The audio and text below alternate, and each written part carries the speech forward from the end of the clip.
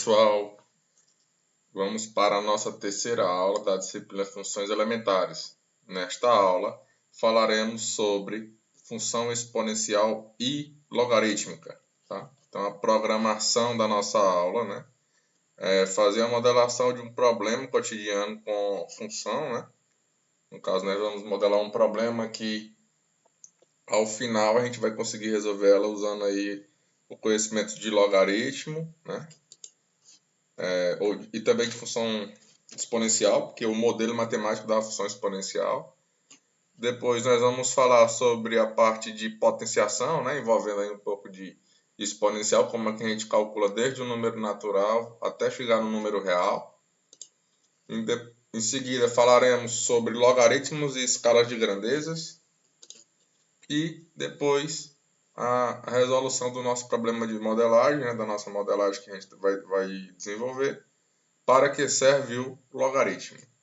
Então, vamos iniciar com a seguinte perguntinha. Professor, quanto dá essa conta, né? Acredito que você já deve ter se deparado com isso dentro de sala de aula. 0 elevado a 0 é 0 ou é 1, tá? Então, isso aqui, ele é só o tópico inicial lá do materialzinho que está para vocês. Então, eu não vou dar essa resposta, vocês pesquisem no material lá, se 0 elevado a 0 é 0 ou é 1.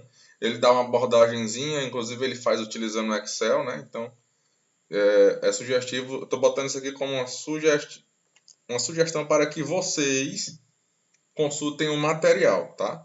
E outra informação também que é bem interessante é que vocês olhem o material, as diversas atividades que tem que vocês podem estar utilizando em sala de aula. Já tem a atividadezinha toda preparada. Então, consultem o texto, no caso o texto 3, que é referente à semana 3. Então, vamos lá iniciar o conteúdo da nossa aula. Despoluição de um lago em tempo real. Então, o contexto do nosso problema é o seguinte. Imagine um lago com grande volume de água represada. O lago recebe água limpa de seus afluentes e que, por sua vez, despeja suas águas em um riacho, através de uma comporta em sua barragem. Então, aqui é uma imagenzinha simbólica de um lago, tá? Que recebe água todo dia. E aí, no caso, ela despeja água através dessa barragem. A abertura da comporta é ajustada para que o volume do lago se mantenha sempre constante. Essa abertura determina uma taxa diária de escoamento das águas do lago, que é de 25% ao dia. Então, esse lagozinho todo dia está recebendo água, né? E através dessa comporta da barragem, todo dia escoa 25% da água que tem no dia, né? Eles fazem lá as continhas e aí, todo dia, eles abrem a comporta de forma que ela consiga escoar esses 25%. Então, vamos continuar aqui o nosso probleminha. Então, ele diz o quê? Em uma noite triste, exatamente à meia-noite, o lago recebe certa quantidade de poluente, que indicaremos por Q0, a quantidade inicial de poluente que está sendo inserida no lago. Apesar da quantidade ser insignificante frente ao volume de água no lago, o poluente é altamente tóxico e possui uma capacidade de diluição instantânea na água. Nesse instante, ou nesse momento, né? 0 horas da noite triste, o lago fica poluído. Com o passar do tempo, a troca natural de água poluída por água limpa no lago faz com que a quantidade de poluente diminua a uma taxa igual à taxa diária de escoamento das águas do lago, né? Ou seja, 25% ao dia. Então, o lago ele está sendo poluído a 0 horas dessa noite triste. E a taxa de escoamento também desse material poluído vai ser de 25%. Então, esse material que está poluindo o lago, todo dia quando o lago for esvaziado 25%, esse material também vai se acabando 25% do que ele está ocupando lá no rio, né? Da parte da poluição. Então, vamos lá para o nosso modelo matemático desse nosso estudo, né? Para modelar matematicamente essa situação, vamos usar as seguintes variáveis. Então, nós temos a variável tempo, né? Que ele vai ser considerado após o momento da poluição, que é 0 horas da noite triste. E vamos ter aqui a nossa variável quantidade no caso de poluente no lago no exato instante de tempo T, que é a quantidade de material poluente que vai ter lá no lago. Então, para a gente conseguir relacionar essas duas variáveis, a gente começa utilizando uma tabelinha, né, onde a gente vai associar a quantidade de poluentes e o tempo. Então, eu fiz essa tabelinha onde tem a coluna aqui do T, né, e a coluna da quantidade de poluentes. Então, no tempo zero, a quantidade de poluentes, como a gente viu lá no texto, ela é Q0. Então, em seguida, o que a gente vai fazer? A gente vai analisar no tempo 1. Se for analisado um dia depois, qual a quantidade de poluentes que eu vou ter nesse rio? Então, a quantidade após o primeiro dia é a quantidade inicial menos os 25% que vai ser escoado, certo? Então, quando eu botar essa quantidade inicial em evidência, eu vou ter aqui 1 menos 1/4, tá bom? Então, a quantidade inicial um dia após vai ser 1 menos 1/4 vezes a quantidade inicial. Em seguida, vamos analisar aqui 2 dias após o ocorrido, né? Então, a quantidade no segundo dia vai ser a quantidade do dia anterior menos 25%, que é o que vai ser escoado. Colocando esse Q1 em evidência, eu vou ter 1 menos 1/4, né, da quantidade do dia anterior. Mas quem é a quantidade do dia anterior em relação à quantidade inicial? É esse 1 menos 1/4 vezes Q0. Substituindo o Q1 por isso, eu vou pegar esse fator vezes esse, que vai ficar 1 menos 1/4 ao quadrado vezes a quantidade inicial. Então, logo a gente percebe, ó, uma relaçãozinha bem direta. Ó. Quando o tempo é 1, esse expoente aqui é o quê? 1, né? Quando o tempo é 2, esse expoentezinho aqui, ó, é o 2. Então, continuando, no tempo 3, né? 3 dias após o momento da poluição, no terceiro dia, não vai ser diferente. Ó. A quantidade no terceiro dia é a quantidade do dia anterior menos a quantidade escoada do material poluído, né? Da parte poluída. Então, vai ser quantidade 2 menos 1/4 de Q2. Colocando o Q2 em evidência, eu tenho esse fatorzinho aqui.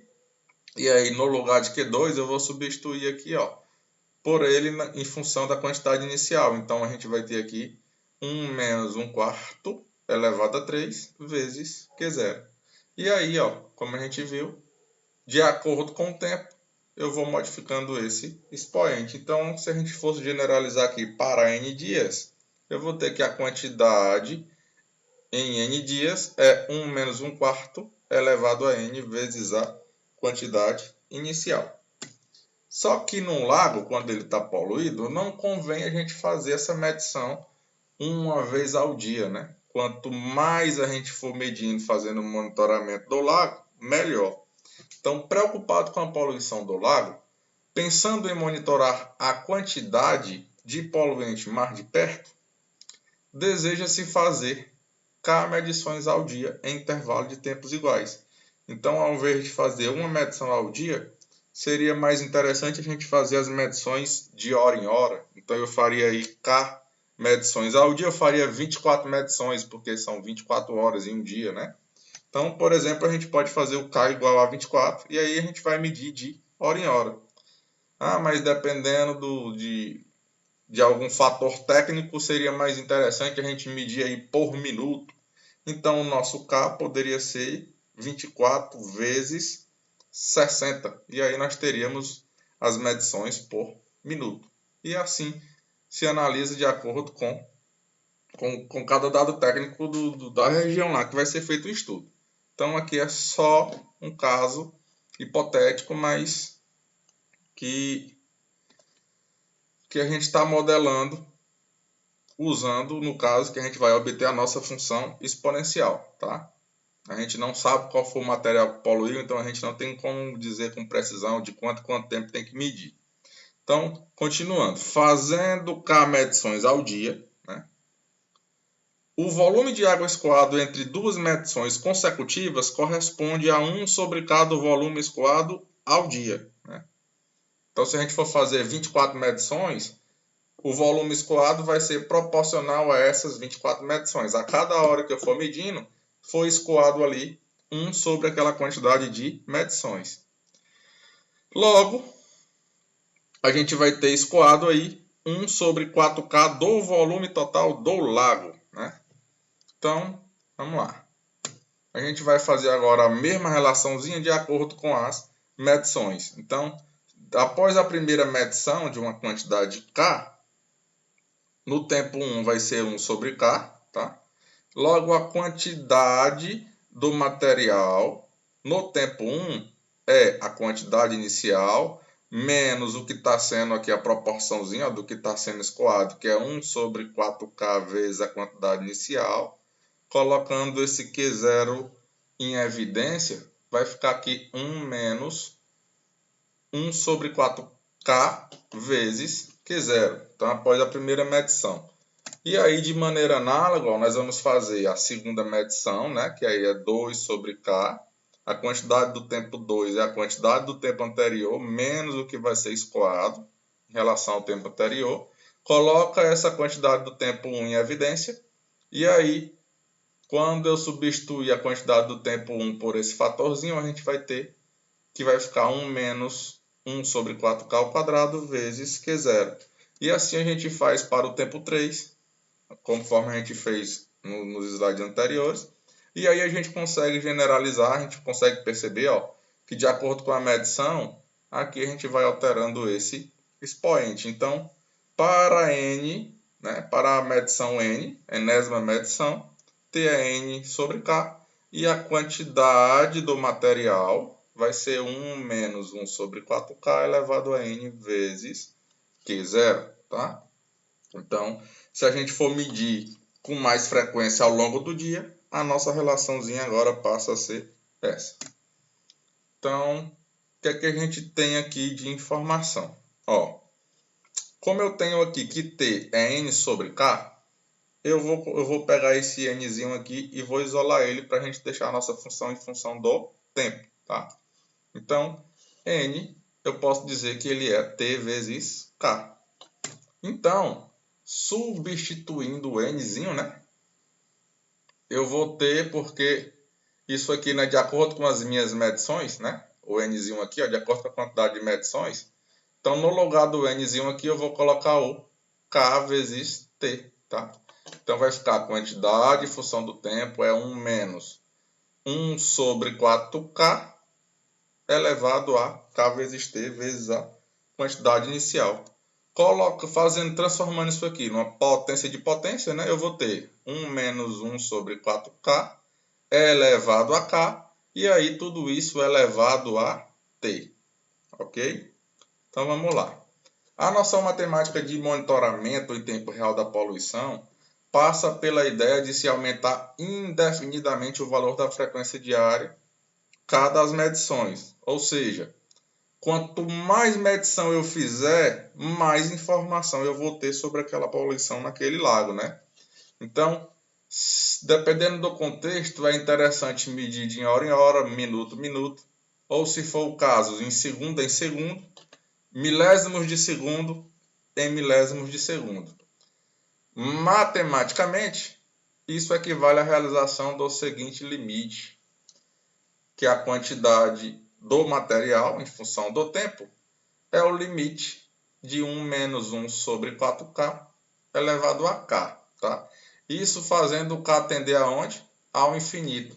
Que aí significa dizer que quanto maior a quantidade de medição, mais informação eu tenho com relação àquela poluição naquele lago, tá?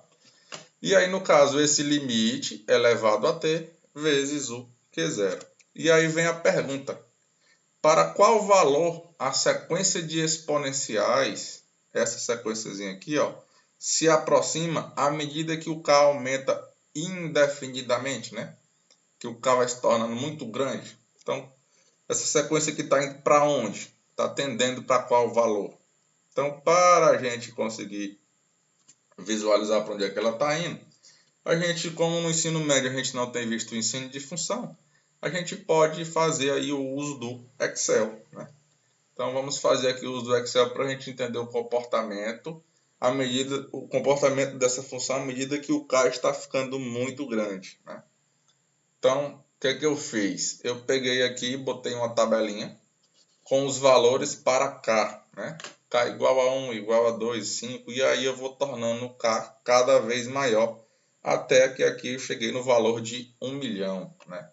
Imagina aí fazer 1 milhão de medições por dia. É muita medição, tem que botar um equipamentozinho lá para estar toda hora coletando os dados, né? Então, K estava indo de um valor pequeno, que seria uma medição ao dia, né? Até 1 milhão de medições. E aí, em seguida, a outra colunazinha aqui no Excel, e aí você consegue relacionar esses elementos, tá? Para poder facilitar essas continhas. Então, você escreve lá 1 menos 1 sobre 4 vezes K. E aí você encontra aqui, no caso do K igual a 1, 0,75. E aí, quando o K vai aumentando, o que é que vai acontecendo com esse valorzinho? A gente percebe que ele vai aqui tendendo para 1, né? Quanto mais ele vai aumentando aqui, ó, isso aqui a gente pode dizer que é praticamente indo para 1. E aí, o que é que nos interessa? É esse valor elevado a K, né? Então, quando eu coloco esse valor elevado a K, e aí eu venho para o K tendendo a 1 milhão aqui, que é um valor muito grande, a gente percebe aqui que ele está tendendo para 0,7788, esse valorzinho aqui, né? E aí o que acontece? Se eu pegar o valorzinho de Euler, né, aquele númerozinho irracional, que ele é 2,7182, 8183 e assim sucessivamente, ele é um número irracional, e depois eu fizer a raiz quarta de E, né, eu encontro esse outro valorzinho. Observe que tudo isso aqui, pessoal, utilizando o Excel. E aí, quando eu fizer o inverso da raiz quarta de E, né, 1 sobre a raiz quarta de E, eu vou ter 0,778800. E o que é que a gente consegue perceber? Que esses valores são o quê? Bem próximos. Pode-se dizer até aqui iguais, né? Então, a gente tem, ó, que é o limite dessa sequência, né? Quando o K tende ao infinito, vai tender para esse valorzinho. Então, a gente diz que é 1 sobre a raiz quarta de E. Com essa atividade, percebemos que o monitoramento da despoluição do lago em tempo real é dado por uma função exponencial de base 1 sobre a raiz quarta de E, tendo como expoente o próprio tempo real t. Ou seja, o nosso modelo matemático, né, do nosso probleminha, é dado por essa função exponencial. Com isso, a gente percebe a importância da função exponencial em uma aplicação prática, tá? Com certeza vocês já devem ter visto também nos livros aí diversas aplicações. No caso do terremoto, crescimento de cultura de bactéria, né?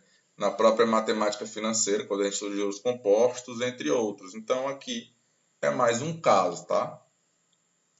Então, vamos falar agora da parte de exponenciais, do natural ao real. Então, quando a gente fala da parte de exponencial, já nos vem à cabeça aquela noçãozinha de potenciação, né? A elevado a n, que é a vezes a vezes a, o produto dos fatores da base n vezes, né? N fatores a.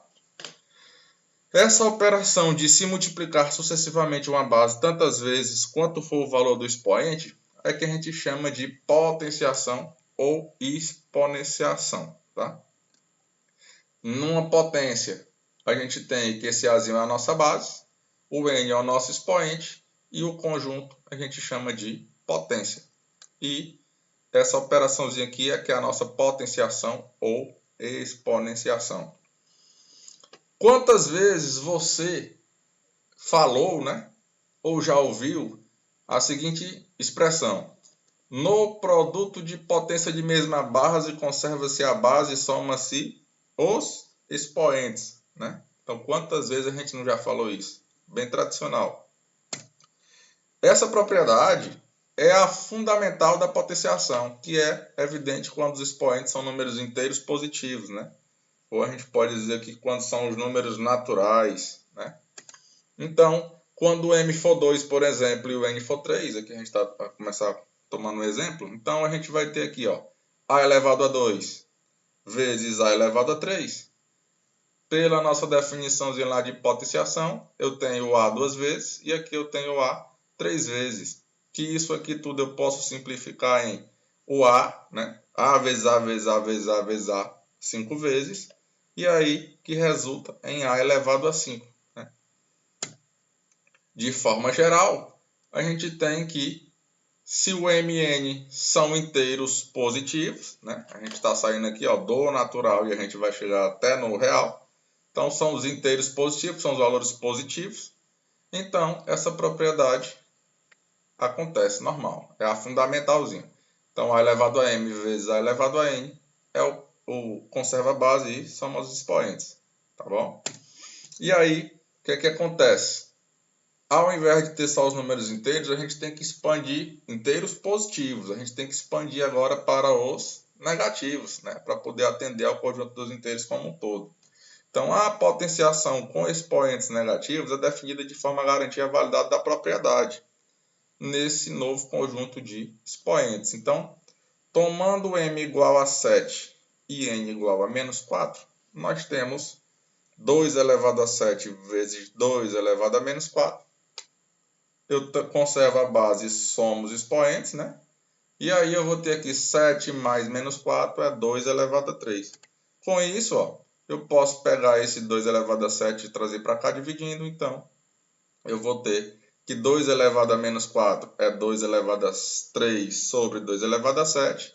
Se eu desenvolver esse 2 elevado a 3 aqui, eu vou ter 2 vezes 2 vezes 2. Aqui embaixo eu vou ter o 2 7 vezes, né? E a gente consegue eliminar o que está em cima com o que está embaixo, que vai resultar em 1 sobre 2 elevado a 4. E aí, nós temos a potenciação com expoente negativo, né? Que aí isso aqui eu posso transformar, ó, generalizando para A elevado a menos N, é 1 sobre A elevado a N. A potência com expoente nulo também é definido para garantir a validade da propriedade no conjunto dos expoentes inteiros. Então, se eu pegar o M diferente de zero e o N igual a zero, nós temos A elevado a M vezes A elevado a zero, conserva a base e soma os expoentes, né? M mais zero é o próprio M, logo o A elevado a zero é 1. Então, com isso, temos que, se M e N são inteiros, continua válido agora a nossa propriedade. Observa que antes eram os inteiros positivos, né? Agora ele vale para todos os inteiros, depois que eu acrescentei a potência com expoente negativo, certo? Então também vale para os inteiros. Você também já deve ter ouvido falar a seguinte expressão. Inclusive nós falamos quando a gente estava fazendo a modelagem, né? Potência de potência, né? Conserva-se a base e multiplica-se os expoentes. Então nós temos aqui o caso potência de potência A elevado a M, e isso tudo elevado a N. Então, transformando isso aqui, A elevado a M elevado a N, é eu pegar o A elevado a M e multiplicar ele N vezes, né? Conservando a base e somando os expoentes, eu vou ter aqui A elevado a M mais M mais M mais M, N vezes, né? E essa soma aqui de M mais M mais M N vezes é M vezes N. Então, a potência de potência eu transformo aqui no produto dos expoentes.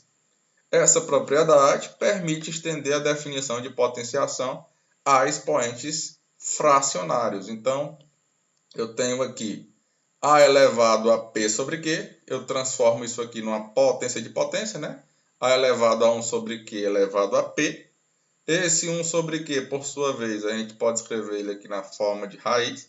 Raiz Qésima de A elevado a P, né? E aí quer dizer o que é isso? É essa raizinha aqui, ó, multiplicando P vezes, né? Multiplicando P vezes. E aí quando eu multiplicar essa raiz P vezes, eu vou ter aqui a raiz qésima de A elevado a P. Então, isso a gente transforma nessa raizinha aqui, tá bom? Com a definição acima, já sabemos calcular a potência de um número real A maior que zero elevado a um expoente racional.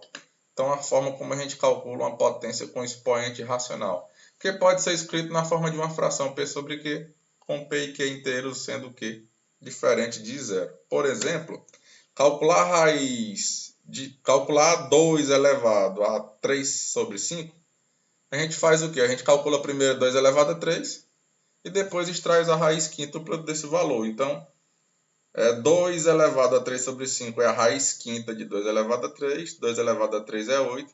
E aí a raiz quinta de 8 a gente tem aproximadamente aqui, 1,515717. E como calcular o valor de um número elevado a um expoente quando este não é um número racional? Ou seja, como calcular quando é um número irracional? Por exemplo, 2 elevado a π, né? Então, para fazer o cálculo de uma potência quando o expoente é um número irracional, a gente vai recorrer aqui ao Excel. Então, a gente sabe que o π é um número irracional que tem aproximadamente 3,14, 15, 92 e 654 como seu valor, tá? Então, para facilitar fazendo isso no Excel, o que é que eu fiz aqui? Eu peguei e coloquei aqui os valores de π, acrescentando sempre uma casa decimal, 3, 31, 314, 31, 41, e aqui sucessivamente eu fui fazendo. Sempre eu vou acrescentando uma casa decimal, cada linha dessa, né? E aí, para ficar, por exemplo, 3 dividido por 1 é 3, o valor exato. 31, como eu coloquei aqui inteiro, aí eu botei aqui o 10 porque 31 dividido por 10 dá 3,1. 314 dividido por 100 dá 3,14. E assim sucessivamente, tá bom? Então aqui é os valores do π, tá? Os valores inteiros, sem a vírgula. Aqui foi os valores para poder, quando eu dividir essas duas colunas, ficar o valor com a vírgula, né? E aqui eu vou fazer o 2 elevado a π, tá?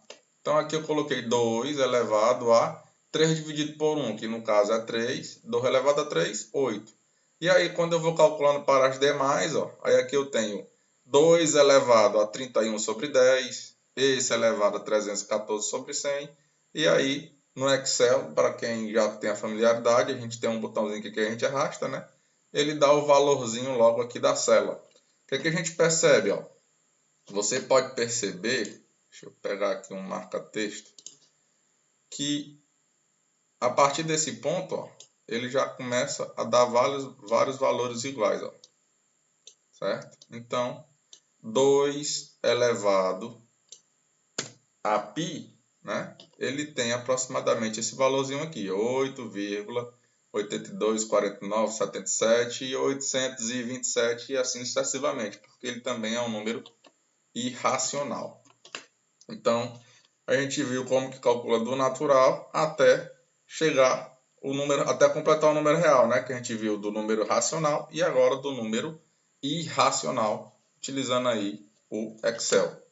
Então, sabendo como calcular uma potência com um expoente qualquer, seja ele natural, inteiro, fracionário ou irracional, fica possível estabelecer a seguinte definição de função exponencial. Então, definição de função exponencial: se eu tiver um a maior que zero e ele for um número real positivo e x uma variável real, a função f de x igual a elevado a x é que a gente chama de função exponencial de base A. Então, como nós estamos falando aqui, a base é um número real positivo e x é uma variável real. Então, a gente precisa saber como é que calcula uma potência com o expoente real, tá? Que foi o que a gente viu.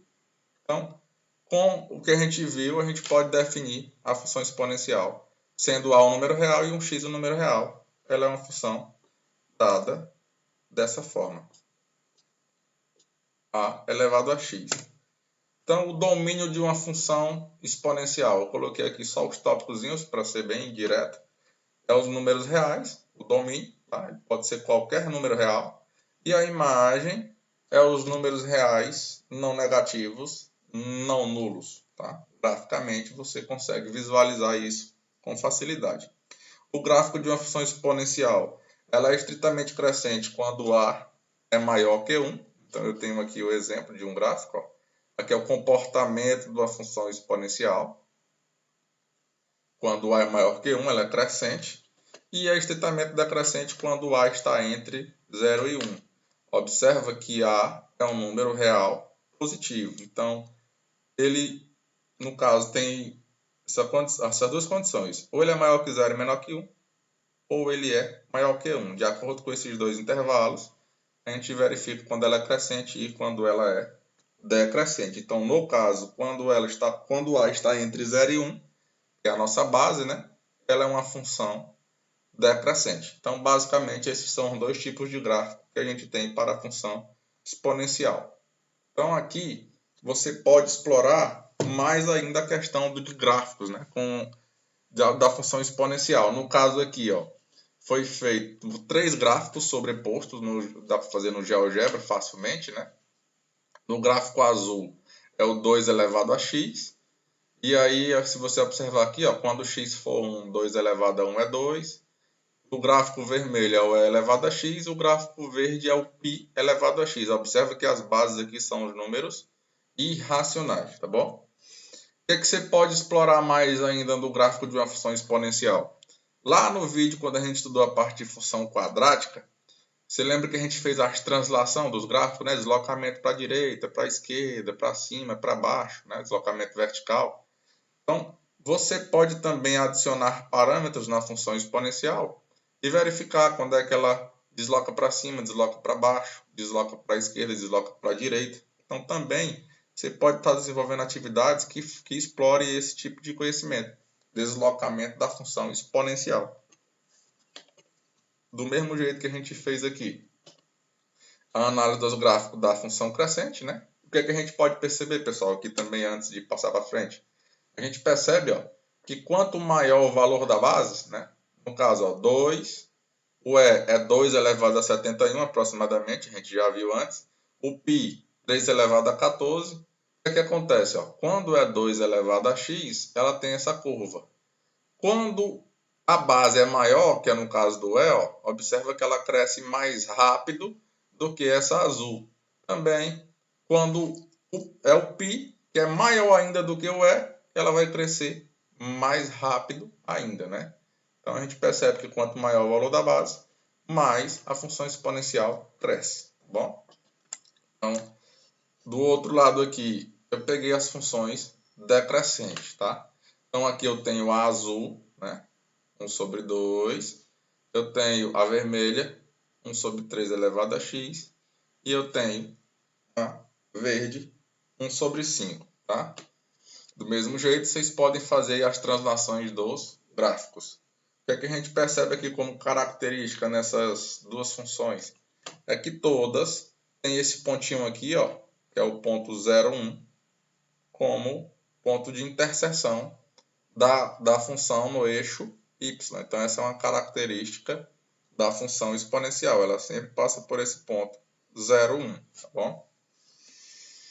E aí, a função exponencial possui diversas aplicações nas ciências exatas e na engenharia, principalmente na modelagem de crescimento e decrescimento de quantidades ao longo do tempo, né? Como vimos no caso do lago, como vocês podem pesquisar também aí o caso das bactérias, lá na química o período de meia-vida, né? Que também tem uma aplicação. Na matemática tem o caso dos juros compostos e por aí vai. Se você pegar aí uma interdisciplinaridade com a geografia, você pega e encontra a questão do abalos sísmicos, entre outras aplicações que a gente pode fazer usando função exponencial. E aí, não deixa a gente também usar um pouquinho também de função logarítmica, que às vezes para a gente resolver uma equação exponencial, a gente tem que recorrer ao logaritmo. A constante de Euler, né, que é aquele Ezinho, aparece naturalmente como base de funções exponenciais nessas modelagens. E por isso que a função f de x igual a elevado a x é conhecido como expoente natural. Então vamos falar agora do nosso terceiro tópico, que é logaritmo e escala de grandezas. Escala de grandezas em relação à base 10 são bastante conhecidas pelos alunos.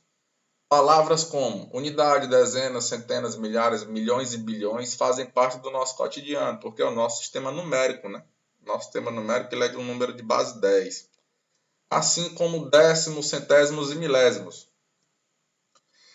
Outra escala de grandeza que a gente utiliza muito, né, que a gente usa sem perceber, é com relação à base 2, que está comumente inserido no nosso meio computacional, quando a gente vai comprar um pendrive ou algum outro equipamento, um HD, comprar um computador, que a gente está fazendo a relação com a grandeza de base 2, né?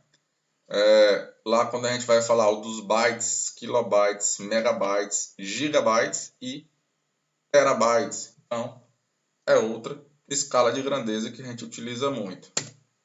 E aí, vamos falar um pouquinho agora da parte de função logarítmica. Seja a definiçãozinha, né, bem direto, seja a maior que zero, um número real positivo diferente de 1. Se x maior que zero é uma variável real, então definimos logaritmo de x na base a como sendo o único valor real y tal que a elevado a y é igual a x. Isto é, a gente diz que o logaritmo de um número x na base a é igual a y, a gente pode reescrever ele como sendo a elevado a y igual a x. Então aqui observa ó, que nós temos aqui uma equaçãozinha exponencial e eu posso estar reescrevendo ela como na forma de logaritmo. Tá? Então, o logaritmo de um número em determinada base é eu encontrar o expoente dessa equação exponencial. E aí, por isso que quando a gente tem alguns casos de uma equação exponencial que a gente quer encontrar o expoente, a gente recorre aos logaritmos. Tá? A função f de x igual ao logaritmo de x na base a é uma função logarítmica de base a. A gente já falou várias vezes da base, né? O domínio dela, no caso, se você for observar, ela é o contrário da função exponencial, então é os reais não negativos não nulo. E a imagem é o conjunto dos números reais. A gente percebe, né, a gente vai ver graficamente também, que a função logarítmica de base a é a inversa da função exponencial de base a, no sentido que o logaritmo de a elevado a y na base a é y, e a elevado ao logaritmo de x na base a é x.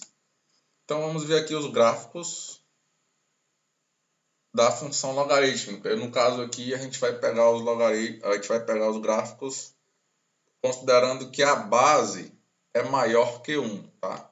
Então esse vermelho seria o gráfico da função exponencial, como a gente viu, né, anteriormente, ó.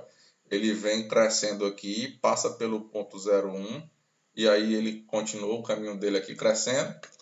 No caso da função logarítmica, ela tem esse comportamento, né, que é esse gráficozinho azul, ó. Ela passa aqui pelo ponto 0,1, só que é no eixo das abscissas, aqui, ó, no eixo X. E o que é que a gente pode perceber é que ela é simétrica, né, em relação a essa reta. Ela é simétrica em relação ao gráfico da função exponencial por essa reta aqui, que é a nossa função identidade, y igual a x. É como se ela fosse um espelho, tá? Observa que à medida que ele se aproxima aqui, se eu vier por esse lado, eu estou me aproximando também. E aí, à medida que eu vou me afastando aqui, o que está acontecendo com a exponencial?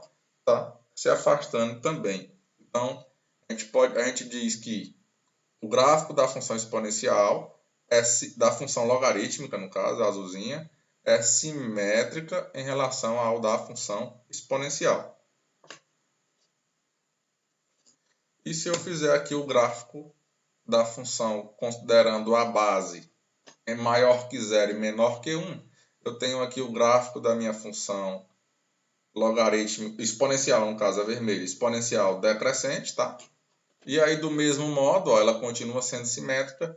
Esse gráficozinho azul aqui é o gráfico da minha função logarítmica.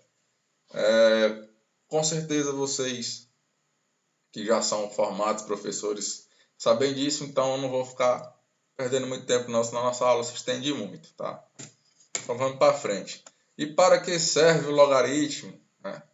Então, vamos dar um sentido para ele. E aí com isso vamos retornar ao nosso lago poluído e imaginário que a gente começou lá no começo do vídeo. Então, vamos imaginar agora a seguinte situação. O lago foi poluído por um criminoso em um momento desconhecido. Você, um importante detetive da equipe Sherlock Holmes, foi contratado para desvendar o exato instante em que um crime ocorreu. Então, quando foi que esse crime ocorreu? Exatamente, né? Com sua lupa de detetive e o relógio pontual e preciso, você colhe uma amostra das águas poluídas no lago exatamente às 15 horas de um domingo ensolarado, chamando esse importante momento de instante T. Analisando a água poluída em seu laboratório, você chega à conclusão que no exato instante T, 40% da quantidade inicial já havia sido escoada, logo, ainda tinha lá 60%. Usando a função exponencial, que a gente encontrou lá o nosso modelo matemático, que modela a despoluição do lago em tempo real, você monta a seguinte equação, né? Então, no lugar desse Tzinho aqui,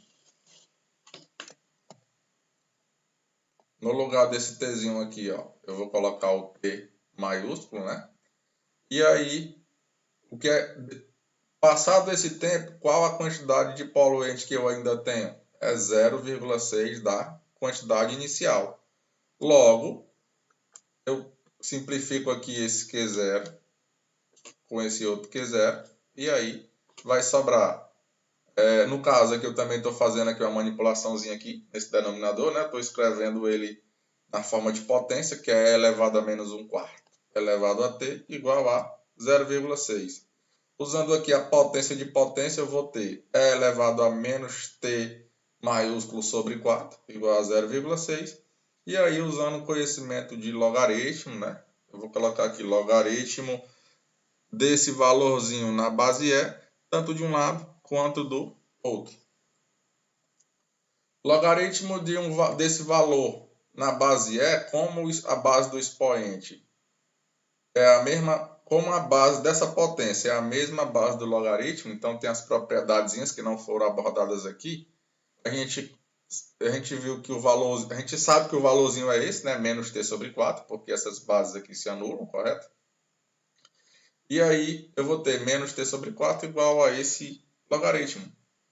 Desenvolvendo aqui, eu vou ter t, que é o tempo lá que o investigador fez a análise, é menos 4 vezes os logaritmos de 0,6 na base E. Né? Também a gente pode escrever isso aqui como ln de 0,6. Então, esse produto vai ser aproximadamente 2,0433. Então, com esse cálculo, a gente desvenda o mistério, né? E você conclui que o criminoso poluiu o lago próximo às 15 horas da sexta-feira anterior ao domingo, né? Que foi 2 dias e algum tempo após a poluição. E aí, no caso aqui, ó, o criminoso poluiu o lago próximo às 15 horas da sexta-feira anterior ao domingo, em que foi realizada a coleta da amostra, ou seja, 2 dias antes do instante T. Então, no instante que foi medido, foi 2 dias, 0,04 horas antes do instante T. Percebeu a importância da função logaritmo de x na base E? Ela é muito usada para desvendar crimes, dentre outras aplicações, e que seja necessário calcular o valor de uma incógnita no expoente de uma potência. A função logaritmo de x na base E é conhecida na matemática como logaritmo natural ou logaritmo neperiano, em homenagem ao matemático escocês John Napier, que inventou os logaritmos em sua época. Na matemática, a função logaritmo natural possui as seguintes representações, como eu tinha falado. Logaritmo de x na base E, normalmente a gente usa ln de x. Então, o que foi no nosso caso lá era o ln de 6. Então, a gente encerra aqui mais uma aula, né, sobre a parte de os tópicos de função logarítmicas e exponenciais. Não tem como a gente abordar tudo, porque é muita coisa, né? Várias coisinhas não foi falado, mas acessem o material, bons estudos e até mais.